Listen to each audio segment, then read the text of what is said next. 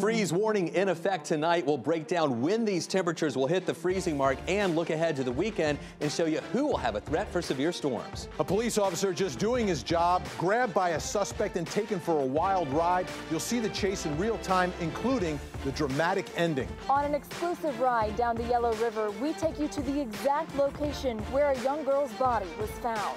Could the president's tariff lead to you spending more for a six-pack of beer? It is a world celebration of women, but the numbers show Georgia has a long way to go.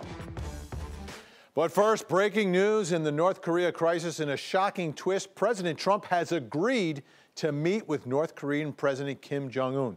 The surprise announcement coming just a few hours ago after South Korean officials told the president that Kim is committed to denuclearization. Former counsel of the U.S. Senate's Homeland Security Committee and Atlanta resident Todd Stein says we'll have to wait to see what happens here. There is no reason to think this time will be different. That being said, what alternative do we have? At some point, we need to talk and have them move in the direction of denuclearization to stand down, because the direction they were heading was just intolerable, both for the West Coast of the United States, Hawaii, and for our allies in Southeast Asia. So there really is no reason to think this time will be different until it actually is different.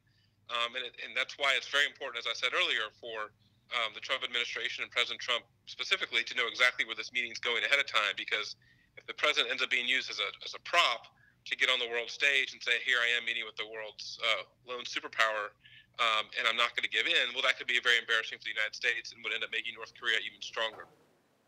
Just 2 hours ago, the president tweeted about the announcement, stressing denuclearization and saying North Korea won't test missiles until the meeting and that sanctions will remain in place for now. I'm meteorologist Chris Holcomb from the 11 Alive Storm Trackers. We're going to do it again tonight, folks. Freezing temperatures moving back into our area. This morning we went below freezing, and we've got more cold air on the way tonight. Freeze warning in effect really for everybody. I don't want you to think that folks in Northeast Georgia won't be below freezing because they're not in the warning. It's just because the frost freeze program hasn't started yet. Everyone in Metro Atlanta, North Georgia, down into Central Georgia, over toward Athens, expect temperatures in the morning right at or maybe even a little bit below 32 degrees. Same drill as last night. Keep your pets warm. And if you haven't done so yet, cover those sensitive plants, some of the blooms and buds that are out there. You'll want to put some pine straw or mulch over them to protect them tonight. Keep them insulated. Right now, we are in the 30s. We're still above freezing in Atlanta at 38, but we have below freezing temperatures in Dalton, Blairsville, and Clayton. You are in the 20s. Stay with us. We'll let you know when these temperatures will warm up. Plus, we're looking ahead to the weekend with not only rain moving in, but the potential for severe weather. We'll talk about the chances. Wild police chase, unlike one you have ever seen. As a matter of fact, police are calling this 1 in a million. Let me set the scene for you. We're in Marietta near Delk Road and Franklin Road. Here's the driver. The vehicle is pulled out. Here's officer number 1 on the scene, pulled over for blocking the intersection, and they smelled marijuana, so it escalated things. Let me show you something else. Inside the car that was pulled over, there's one passenger in the back seat, one in the front seat. Now, let's take a look at what happens. As I roll the video here, you can see patting down the driver as you would at a stop like this, right? Turns now, the second officer is approaching, and there he goes. The suspect takes off, gets into the driver's seat, and now the officer gets in behind him, and the second officer now shows up as they wrestle and try to get him out of there. Let me move the video forward just a little bit right now, just to give you some perspective. Keep an eye on this. This is the brake light, because right now the police officer is pinned behind the suspect driver, and the driver is pushing down on the brake as he holds the police officer in there. Now we'll roll the video again and see what happens. The brake light goes off. It's back on. Again, there's still one officer pulling the suspect out, the other officer trying to push him out, and then the car takes off. You've got officer number 2 on the ground. Officer number 1 is in the car as this chase goes for a mile. It's incredibly unusual for an officer to find themselves in that situation where their body is somehow trapped inside of a suspect vehicle. We train to try and avoid that from ever happening because it puts everyone's life at risk. And in just that 1 in a million chance, it just happened that the officer's arm ended up trapped behind that suspect. Certainly, it's every officer's nightmare. So the chase ended when the suspect's car got stuck in the mud over here, and you can see Officer 1, Officer 2 back on the scene. Both are okay tonight. All 3 suspects under arrest, and police found guns inside the car. And we've got much more on 11alive.com about this story, including the laundry list of charges that just came down. On that list for all 3, kidnapping and fleeing from a police officer. I'm Natisha Lance. We have some breaking news topping our speed feed tonight. A teenage girl shot in South Fulton County. Now, this happened on Topaz Road. The victim is only 14 years old. Police tell us her injuries are not life-threatening. Investigators are looking into the possibility it was a drive-by shooting, but that has not yet been confirmed. A local mother claims the Coweta County School District did nothing to stop a teacher from sexually abusing her son for nearly 2 years.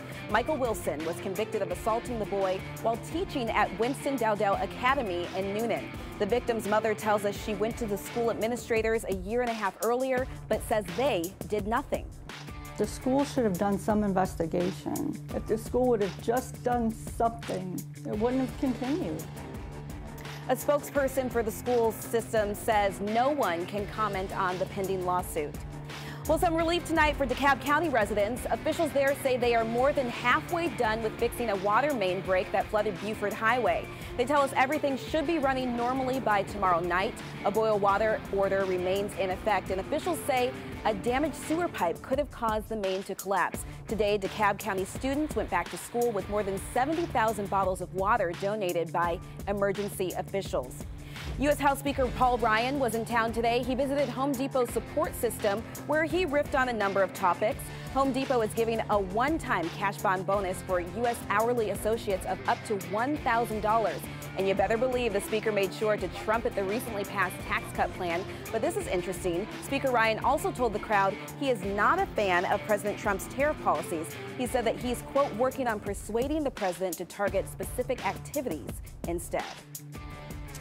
And tonight, police are no closer to figuring out the identity of a young girl found severely decomposed in the Yellow River. But we now know exactly how she was discovered and are hearing from the boater who says it was a miracle that he found her. Tonight, Christy Etheridge goes with him as he retraces his journey. If you don't know how to navigate the Yellow River, Pat Campbell Jr. says it could get the best of you, but he's been doing it for years. We launched right from the bank in his backyard.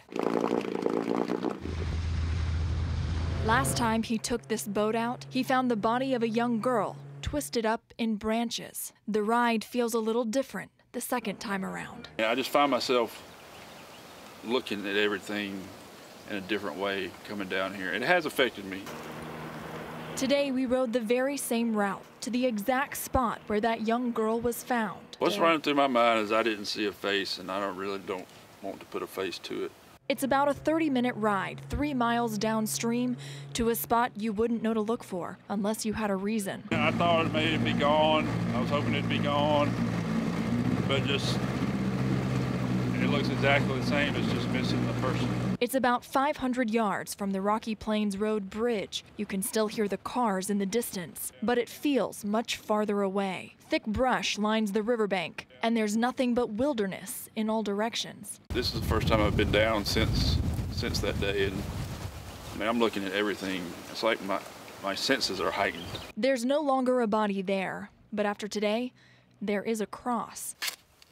Homemade on the boat with tape, marking the spot where he found a girl who still doesn't have a name, but now has a place to rest. In Newton County, Christy Etheridge, 11 Alive News.